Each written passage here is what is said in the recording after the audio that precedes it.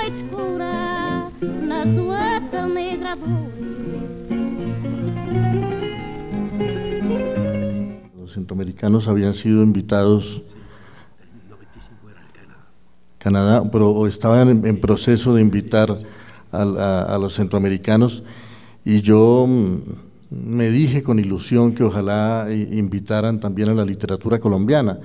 y no lo decía por interés personal, porque en esos tiempos yo no formaba parte de la literatura colombiana, y había muchos escritores que me parecía que sería muy importante que en Francia se conocieran. Recibí con mucha alegría la invitación después a ese evento tan rico y tan diverso y tan complejo, que significaba no solamente el encuentro de un grupo de escritores de una lengua y de un país con la Francia contemporánea, y con los lectores, y sobre todo con los jóvenes lectores, porque buena parte de lo que hicimos fue viajar a los liceos de distintas ciudades a conversar con jóvenes lectores que habían leído los libros, que tenían muchos comentarios, que tenían muchas preguntas, que nos daban al mismo tiempo con sus preguntas y con sus comentarios una imagen de lo que es hoy la educación literaria en Francia, de esa curiosidad que Francia siempre ha tenido por el mundo desde hace muchísimo tiempo y por el mundo literario, pero también la oportunidad, porque cuando uno viaja a Francia suele ocurrir que París se queda con el viajero y no siempre existe la posibilidad de recorrer el país de esta manera, el poder ir a Montpellier y a Marsella y a Toulouse y a La Rochelle y a Saint-Nazaire y a Alsacia y a Lyon, y bueno, podría decirse que en esos días en cada tren de Francia iba un escritor colombiano en alguna dirección.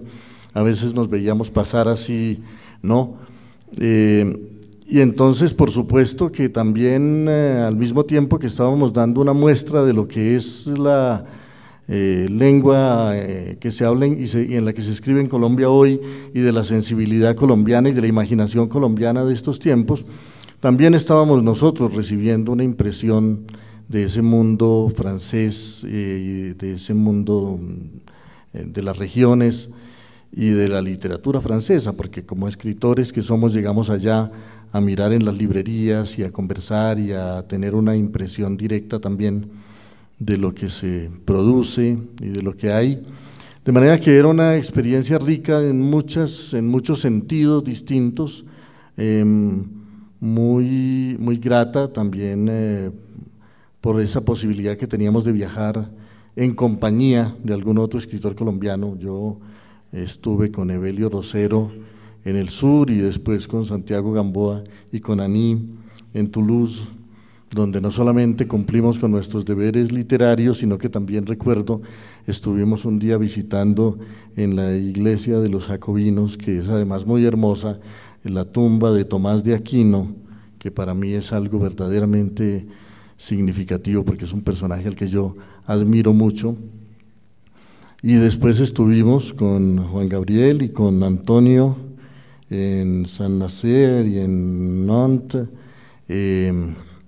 Recuerdo cuando visitamos esas fortalezas enormes, Antonio, que construyeron los nazis allá en la costa para protección de sus submarinos, fortalezas tan grandes y tan realmente indestructibles que todavía están allí, pero que ahora se han dedicado con más nobleza, por supuesto, a convertirse en instalaciones culturales, pero son sitios inolvidables, una arquitectura de vértigo. Bueno, fue una experiencia de verdad muy rica, y además nos brindó a todos, fuera de la extraordinaria acogida que tuvimos, no solamente con la gente con la que directamente hablábamos, sino la extraordinaria recepción que los medios les dieron a los libros de estos autores colombianos, que a mí me dejó abrumado la cantidad de reseñas que en todas las revistas y los periódicos había sobre los distintos autores y sus obras. Bueno, ¿no? una sensación que es bueno, y que agradezco poder ahora expresar, de gratitud enorme por tanta hospitalidad y por tantas gratas experiencias como las que tuvimos allí.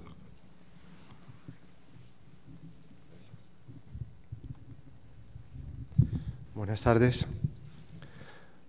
Pues mi caso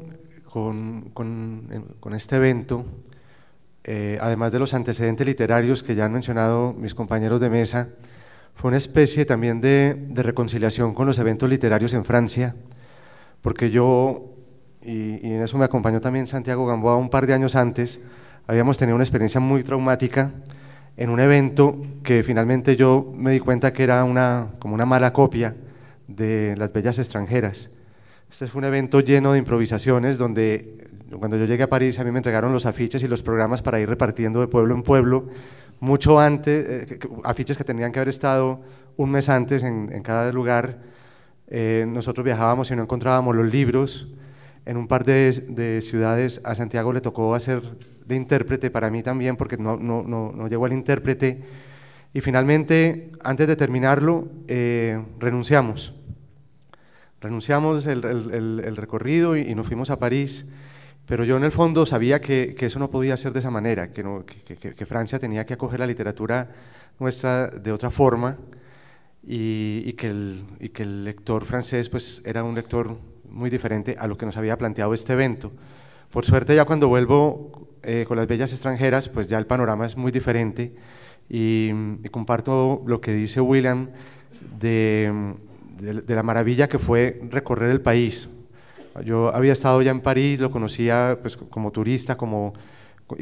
turista lector también, buscando esos sitios maravillosos de los autores favoritos,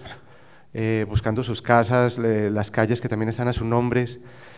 Pero salir de allí y conocer el país fue un evento para mí muy grato, y me encontré efectivamente con unos lectores muy juiciosos, unos lectores que de antemano se habían leído nuestros libros, auditorios llenos de franceses, con ganas de saber mucho de nuestra literatura, mucho también de nuestro país, y también con pues, lo grato de poder viajar con escritores tan queridos y tan admirados.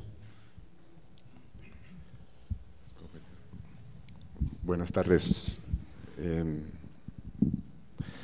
a todos y gracias por estar aquí. Bueno, pues yo estaba oyendo a mis colegas hablar y pensar en una frase de Borges, una entrevista que dio Borges en 1970 y pico para la televisión, en la que decía una cosa magnífica, que como todo en Borges tenía un cierto punto de butad. Él decía que lo grande, lo maravilloso de la literatura francesa es que no se puede reducir a un nombre. Uno dice España, Cervantes; Inglaterra, Shakespeare; Alemania, Goethe. Pero dice Borges, si uno dice Francia, Víctor Hugo, se queda corto. Si dice Francia, Corneille o Francia, Molière, se queda corto. Si dice Francia, Balzac, se queda corto. Entonces esa era la prueba para Borges de la maravilla de la literatura francesa. Yo suelo estar de acuerdo, yo crecí un poco con ciertas novelas francesas, incluso mucho antes de leerlas en su lengua. Recuerdo la traducción maravillosa que hizo Nicolas Suescun de Madame Bovary, por ejemplo. Yo leí Madame Bovary por primera vez en las palabras de un colombiano, lo cual es extraño y vale la pena mencionarlo. Además eran palabras muy bien escogidas. Pero luego, a medida que conocía más Francia, fui descubriendo, digamos, que tanto me fascinaba la literatura francesa, escrita por franceses, como, y esto es parte del cariño que le tengo yo a Francia, como la literatura que habían escrito los extranjeros en Francia. Es decir, muy pronto se volvió para mí muy importante, lógicamente como lector latinoamericano y como aprendiz de novelista latinoamericano, el boom, nuestra generación del boom, que para mí son nuestros antecedentes, nuestros clásicos. La novela latinoamericana antes del boom es una serie de islas maravillosas, pero es a partir de esa generación que cobra una cierta identidad universal, digamos. Y ha sido siempre muy fascinante para mí descubrir que París es el lugar donde se escribió El coronel no tiene quien le escriba, y también La Casa Verde, y también las grandes novelas, y también Rayuela, por supuesto. Carlos Fuentes escribió varias páginas muy importantes en París. Octavio Paz, no por nada, decía que si los papas se hacen en Roma, los premios Nobel se hacen en París, ¿no? Y esta generación del boom para mí, en el descubrimiento de mi vocación, vamos a decir, fue tan importante como esa otra generación que vivió en París en los años 20 y que escribió en París el Ulises, de James Joyce, los mejores cuentos de Hemingway y alguna novela maravillosa, cuentos fantásticos de Fitzgerald, páginas fantásticas de John Dos Passos, todo eso se escribió en París. Entonces, esta ciudad forzosamente tenía algo, algo debe distinguir a París si es tan importante la literatura que han producido los ciudadanos franceses como la que ha acogido su capital principalmente, pero no solo su capital.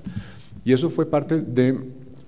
la razón por la que cuando yo me fui de Colombia en el 96 me fui a París, a pesar de que no hablaba la lengua. Para mí era una ciudad que acogía a los escritores y que de alguna manera les permitía hacer cosas interesantes por alguna razón misteriosa. Luego me di cuenta de que la cosa no es tan así y de que París es una de esas ciudades que le devuelven